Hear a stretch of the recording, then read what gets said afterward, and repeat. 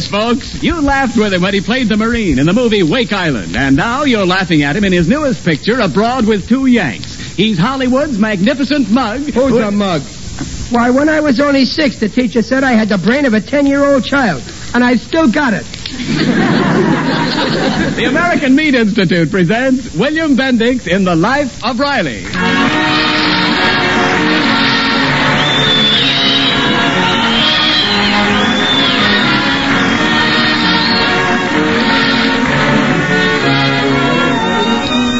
The meat people of America, providing a great food for a great nation.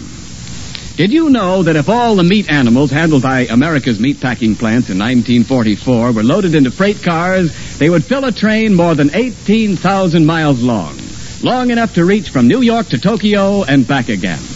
That's a lot of meat and a lot of good eating for our fighting forces and you, America. And now, on behalf of all those engaged in supplying meat to the nation, the American Meat Institute presents The Life of Riley.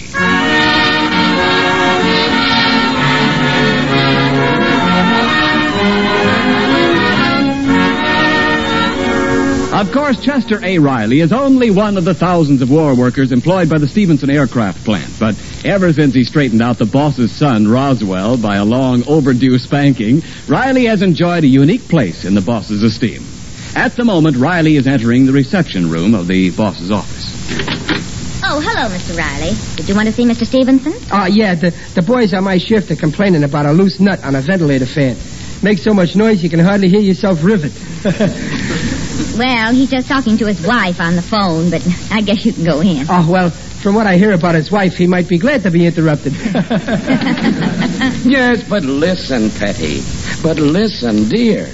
But, Letitia, I'm busy now. Somebody just came into the office.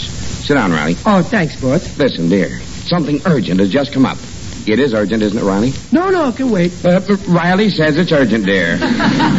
Of course I'm interested in Mimi's happiness. She's my daughter, too, isn't she? But what can I do? Now, listen, dear. That's going too far. I don't care what her husband did at lunch today. Well, what if he does put sugar on his lettuce? Well, sure. Sugar and vinegar, it's a great dish. Even without the lettuce.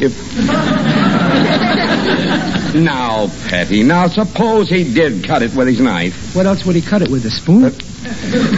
That's not enough to break up Mimi's marriage, Letitia. Oh, all right, dear, I'll talk to him tonight. Yes, I'll be home right away. Goodbye. Well, Riley, what is it? There's a nut loose that's making some trouble. It's not that bad, Riley. My wife's just high-strung. Oh, no, the nut I mean is on a ventilator fan. I'm sorry to bother you now. I can see your head's got other things on your mind. Well, listen, Riley, let me tell you the whole story. 2 years ago, my daughter made a hasty wartime marriage. I've never even seen this boy, Joe, that Mimi married. She met him in a canteen back east, knew him only 2 months. Then he was shipped out. They were married 15 minutes before they had to say goodbye. What a honeymoon. The bride and groom in separate places. That may be modern, but it'll never be popular. Well, now, Riley, now the boy's back. An honorable discharge. My wife met him for the first time today at lunch. And she doesn't think he's the right man for Mimi. Well, there's more to being a good husband than how you partake of your grub. Riley, that's what I think. But I'm in a spot. You see, my daughter's on a train coming home from San Francisco. Doesn't even know she's going to see Joe yet. And my wife wants me to see him first and persuade him to, well, give Mimi up. No kidding. Yeah. And now that she's met him, well, she just can't see why our daughter ever married him. Mr. Stevenson, if nobody ever married nobody except somebody else thought somebody ought to marry, nobody'd get married to nobody. And where would their children be? Riley, I wish you could meet this boy and size him up. You're a down-to-earth fellow. You see deeper than what a man's table manners are, and... Say what? Riley, why don't you have dinner at my house tonight? Meet this boy, and then we'll both decide what I ought to say to him. Me? Oh, no, thanks, boss. But, Riley, I just want your opinion. But, boss, this is your daughter. You better leave me out of it. I don't want to be the godfather in no divorce case.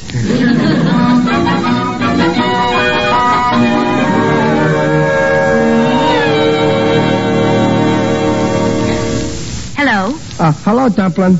Oh, Riley, where are you, dear? Well, I'm at the boss's house. I'm going to have dinner here. Really? Why? Well, I'll tell you when I get home. Listen, honey, you ought to see this joint. It's just like in the movies.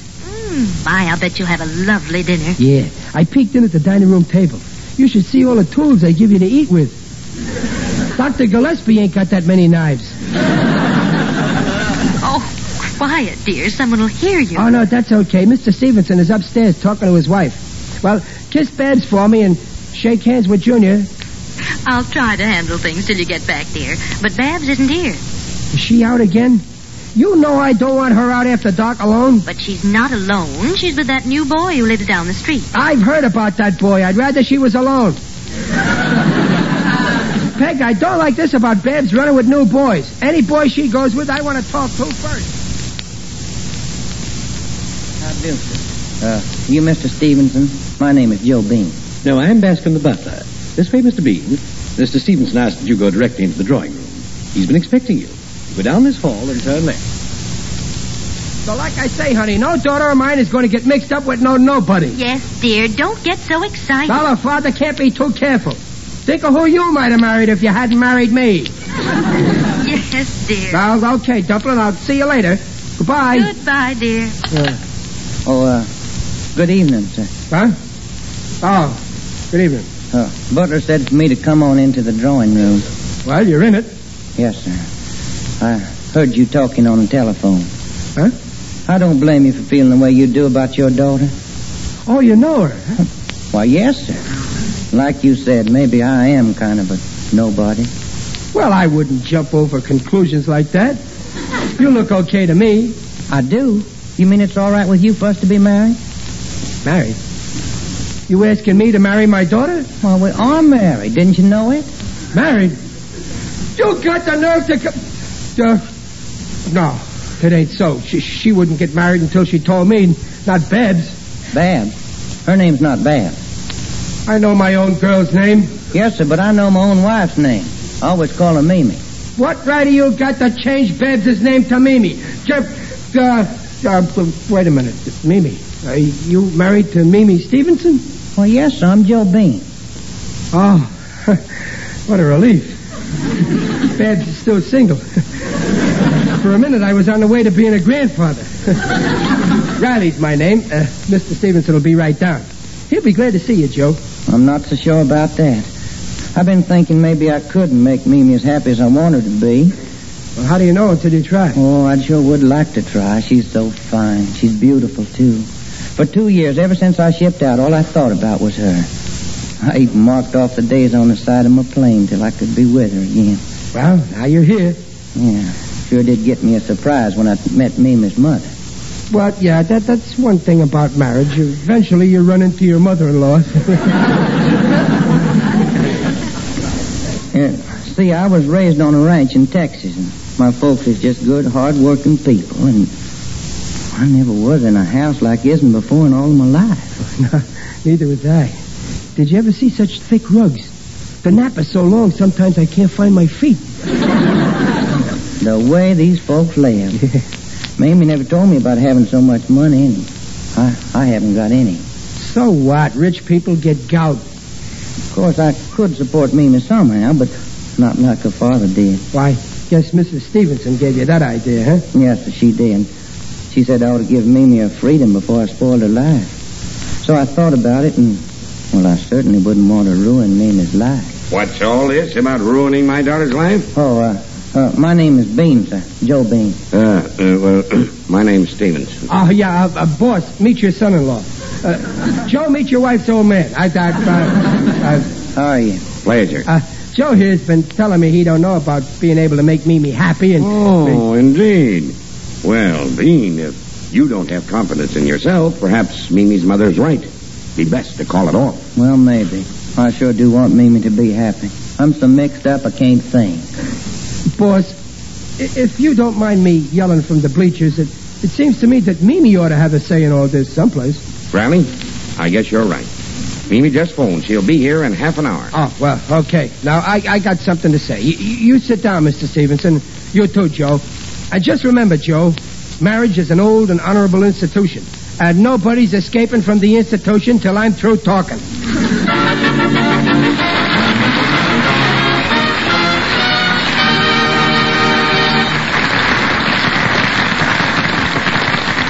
Well, just what story can Riley tell that could possibly keep Joe's very shaky marriage to Mimi from going on the rocks? Well, we'll find out in just a moment. In the meantime, this is Ken Niles carrying the ball for your meatpacking industry.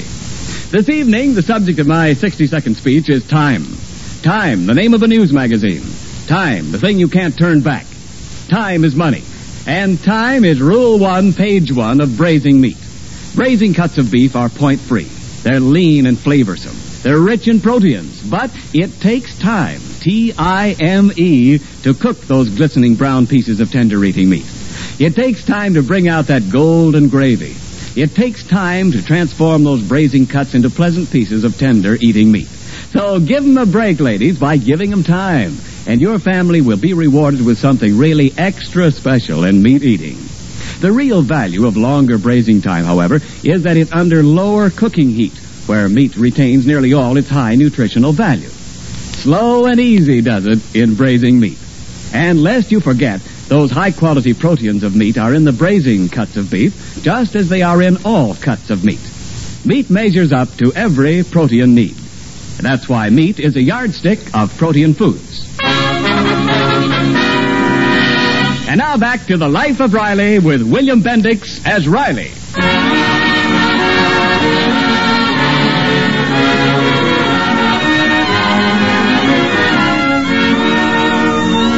Only a few seconds have passed since we left Riley, his boss, Mr. Stevenson, and Joe Bean, the boss's new son-in-law, in the drawing room at the magnificent Stevenson home. Riley is about to launch into a story which he hopes will prevent the breakup of Joe Bean's marriage to Mr. Stevenson's daughter, Mimi. Well, fellas, this story I'm going to tell you is about love. And, strange enoughly, it's got a boy and girl in it, too. This all happened quite a while ago to a guy I know named Riley. Riley? Why, that's your name. Ain't that a coincidence? Well, this fella Riley was about 21, and he'd fell for this wonderful girl, see? He'd give her a whirlwind wooing for 3 years and finally swept her off her feet. He thought his troubles was all over, but they was just starting.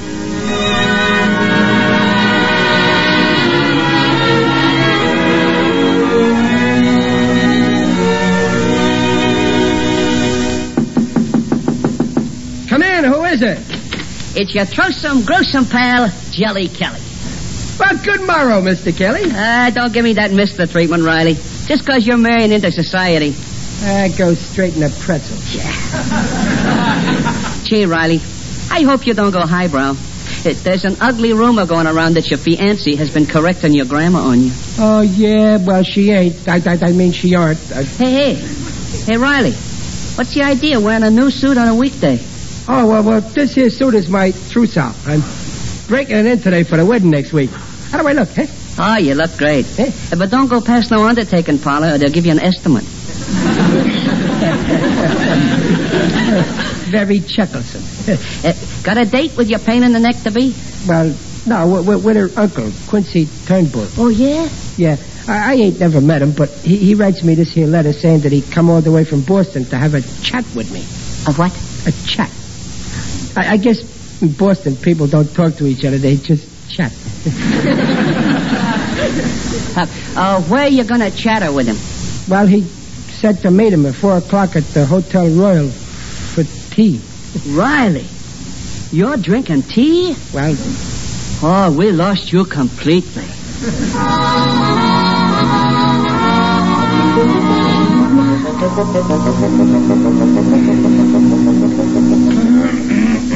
Mr. Riley, as Margaret's uncle on the maternal side, our branch of the family insisted that I interview her fiancé before it was too late. Would you care for some more tea and crumpets, young man? No thanks, Mr. Turnbull. I'm full up. I drank so much tea I can feel them trumpets I ate floating around. Crumpets, young man. Oh, yeah, excuse me. I ain't used to this fancy society stuff. I can see that. Now, as to your financial status, Riley, My niece has been distressingly vague as to your business. Well, I'm kind of sort of in a trucking business. Ah, the trucking business. Well, that's an expanding field. Are you alone in this venture? Oh, no, sir. I got 2 horses to help me. Horses? You mean you drive a horse-drawn truck? That's right. I inherited the job from my father. You might say I'm following in my father's hoofprints. Indeed.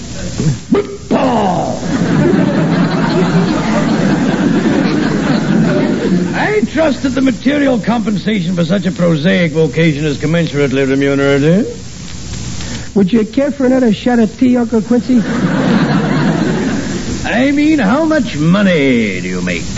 Oh, money. Well, I'm doing okay. I take home $14 a week per week each week. 14 a week. Mm-hmm.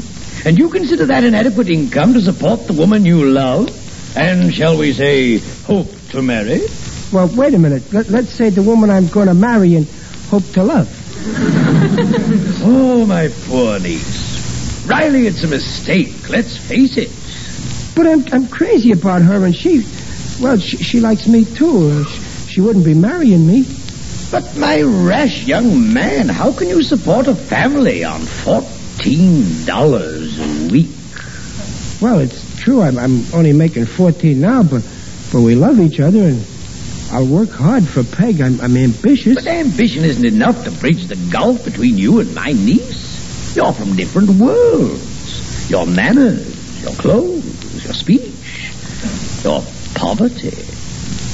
Well, but I'm a citizen, ain't I?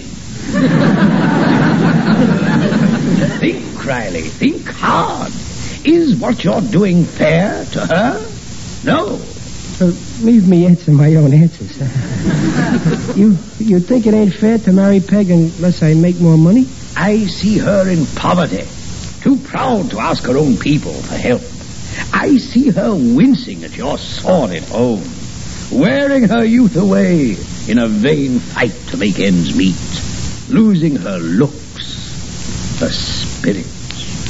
Oh, gosh, I wouldn't want to do that to Peg. It's not too late, Riley. Huh? You say you love her, then why not do the decent thing? Go to her. Tell her you can't support her in style. Oh, she wouldn't believe me. No, she wouldn't believe you if she thought you still wanted to marry her. But suppose you went to her right now and told her you wanted to be free. Huh?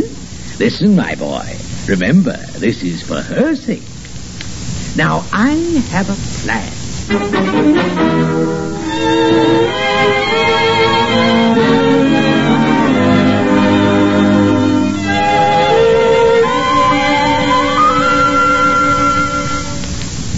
So, Peg, I've been doing something I never done before. I've been thinking. Have you, dear? What about? Well, about us, Peg. I gotta face the facts in the face. Riley, did your meeting with my Uncle Quincy start this thinking? Oh, no, honest. Listen, darling, I mean, Peg, here I am, a happy fella. Oh, you don't look very happy.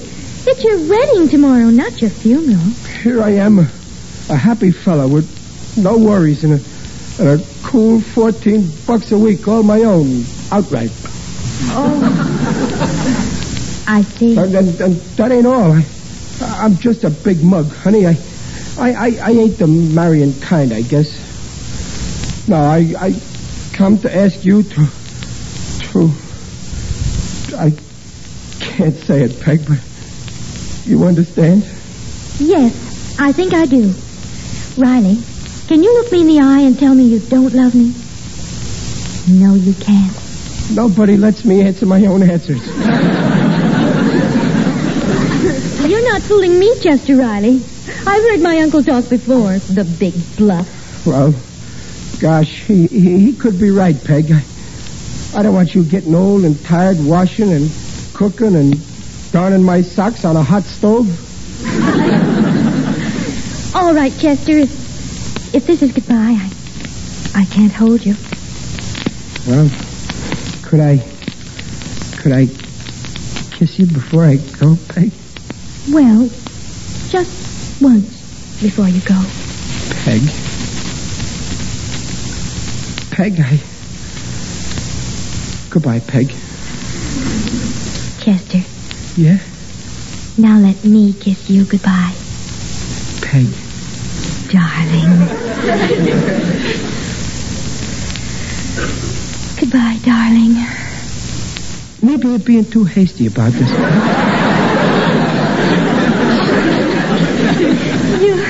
You don't want to call it off? I never did, and you know it. But money, I ain't got any. And... Oh, money. Wait just a minute. Here, take this. What's this for? It's my investment in you. To show you that I believe in you and want you. Give this $2 to the preacher tomorrow. Huh? Oh, no. No, nothing doing. Married people are partners. You ain't paying my way. Here's $1 back.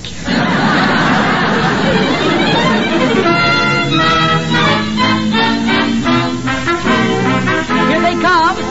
Let me sew those shoes. I'm the bride's up. Yeah, well, I'll throw the ride. Duck dumpling, and we'll wind up in a rice pudding. Goodbye. Goodbye, everybody. Who hit my head with a hollow shoe?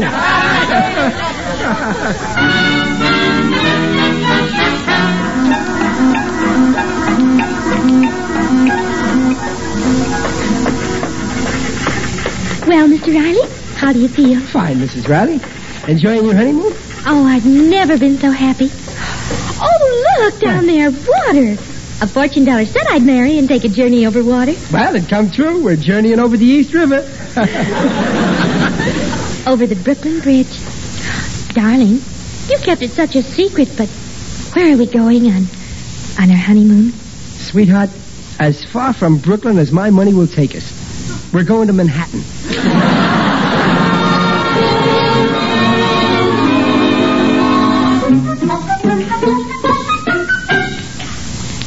Dear, do all boarding houses have steep stairs like these? Yeah, but not as steep as these.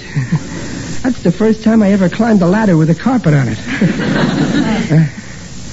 Here's the door to our bridal suite. Only it's just one room. Number 13. Our first home. Yeah. Let me open the door, dear.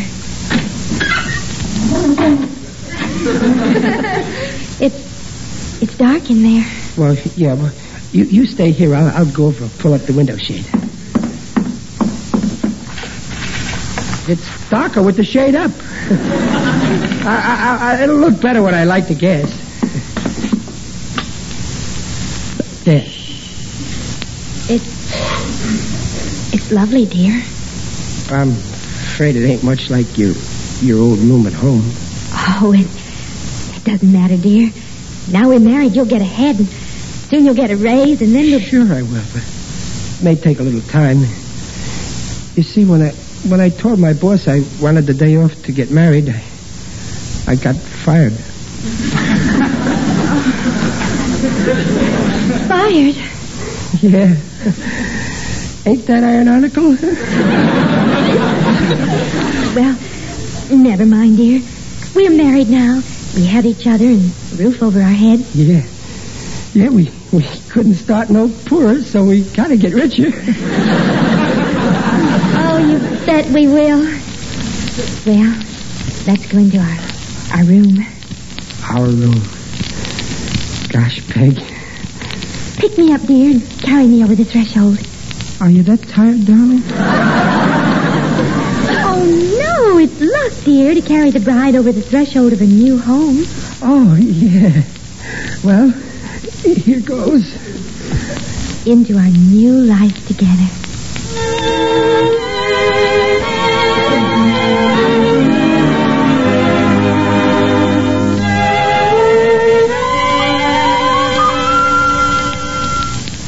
So, that's how it started, fellas. We started out in life with a nest egg of nothing.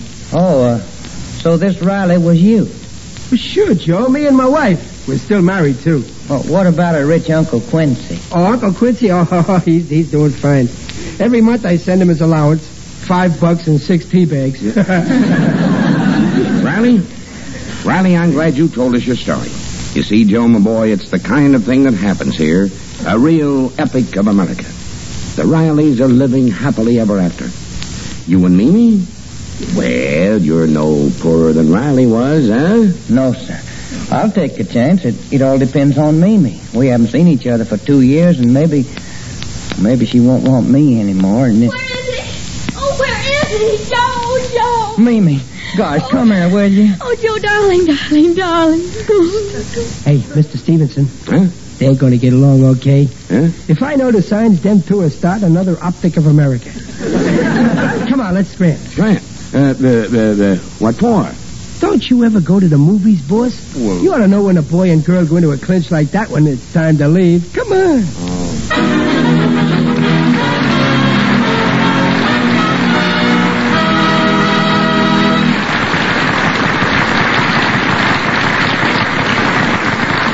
The Rileys will be right back. And now, for another moment, it's Ken Niles on the subject of breakfast. You know, when Mrs. Niles sets out a real morning meal, I feel as though I could lick 10 Wildcats and my radio job with one hand tied behind my back. And by good breakfast, I mean meat in the morning. Bacon, ham, or sausage. And I know there's plenty of reason for that feeling. Bacon, ham, and sausage are all fine ways to get morning energy. And the meaty lean is a source of highest type proteins. Everybody needs those proteins. And meat is the most satisfying way to get exactly the right kind for every bodily protein requirement. Yes, meat is a yardstick of protein foods because meat measures up to every protein need. And may we add, all nutritional statements about meat on this program are accepted by the Council on Foods and Nutrition of the American Medical Association.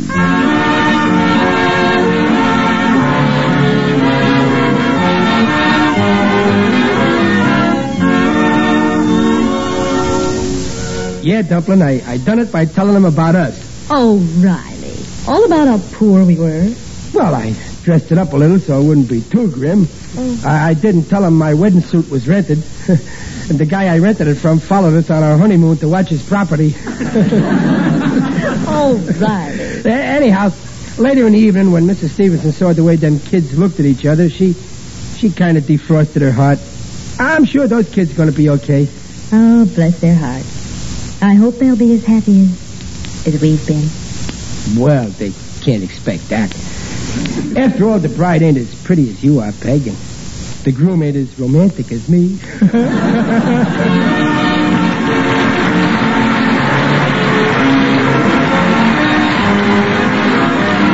The Life of Riley, starring William Bendix, is sponsored by the American Meat Institute. We'll be back next week at the same time. William Bendix appears on this program by arrangement with Hal Roach. The part of Joe Bean was played by Barton Yarborough. The Life of Riley was directed by Don Bernard with music by Lou Kozloff and came to you from Hollywood. Ken Niles saying, see you next week. This is the Blue Network. 7:30 KECA, Los Angeles. Transcribed.